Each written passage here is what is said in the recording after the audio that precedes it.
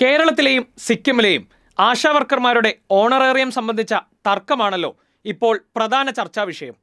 പ്രതിപക്ഷവും ചില വലതുപക്ഷ മാധ്യമങ്ങളും ഈ വിഷയത്തിൽ ഘോരം വാദങ്ങൾ നടത്തിക്കൊണ്ടേയിരിക്കുകയാണ്. സിക്കിമിൽ ആശാപ്രവർത്തകർക്ക് ലഭിക്കുന്ന തുക 6000 രൂപയെന്ന കേന്ദ്ര ആരോഗ്യ മന്ത്രാലയത്തിന്റെ വിശദീകരണത്തിലും ഇവർക്ക് വിശ്വാസമില്ല.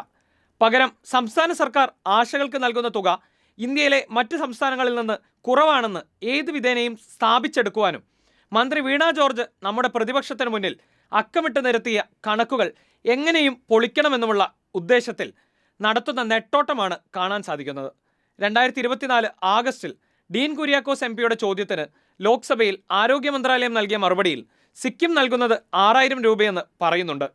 അടുത്തിടെ അത് 10000 വർദ്ധിപ്പിച്ചെന്ന പ്രഖ്യാപനവും ഇതിനൊപ്പമുണ്ടെങ്കിലും ഈ കഴിഞ്ഞ ഫെബ്രുവരിയിൽ ജി കുമാർ നായിക്കിന്റെ ചോദ്യത്തിനും ഇതേ ഉത്തരമാണ് ആരോഗ്യ മന്ത്രാലയം ആവർത്തിക്കുന്നത്. എന്നാൽ ചില മാധ്യമങ്ങൾ പറയുന്നത് പോലെ 2022 തന്നെ ഓണറേറിയം 10000 വർദ്ധിപ്പിച്ചെങ്കിൽ 2 വർഷത്തിന് ശേഷവും കേന്ദ്രം എന്തുകൊണ്ടാകും അത് പറയാത്തത്? അതാണിപ്പോൾ ഉയരുന്ന പ്രധാന ചോദ്യം. എന്നിട്ടും ചില വലതുപക്ഷ മാധ്യമങ്ങൾ ഈ വസ്തുതകളൊക്കെ മറച്ചുവെച്ച് സിക്കിമിനെ മന്ത്രി വീണ ജോർജ് മനഃപൂർവ്വം ഒഴിവാക്കിയെന്ന് പറഞ്ഞാണ് നിരന്തരം വാർത്തകൾ അടിച്ചുവിടുന്നത്.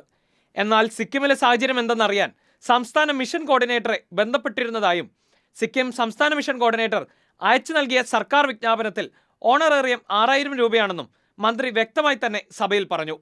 സിക്കിമിനെ പറ്റി മന്ത്രി സഭയിൽ പറയുന്ന വീഡിയോ സഹിതം പങ്കുവെച്ച് ഈ പച്ചക്കള്ളം തെളിവ് സഹിതം പൊളിച്ചു. കേന്ദ്ര മന്ത്രാലയത്തിന്റെ തന്നെ പേരിൽ ഇവർ കേരളത്തിനെതിരെ നൽകിയ വ്യാജ വാർത്ത മറനീക്കി പുറത്തു വന്നിട്ടും ഈ നിമിഷം വരെ അതൊന്ന് തിരുത്തി പറയാനോ തെറ്റായിരുന്നുവെന്ന് പറയാനോ ഈ മാധ്യമ തമ്പ്രാക്കന്മാർ തയ്യാറാകുന്നില്ല എന്നുള്ളിടത്താണ് മാധ്യമ ധാർമ്മികത എന്ന വാക്കിന്റെ പ്രസക്തി ചോദ്യം ചെയ്യപ്പെടുന്നത്.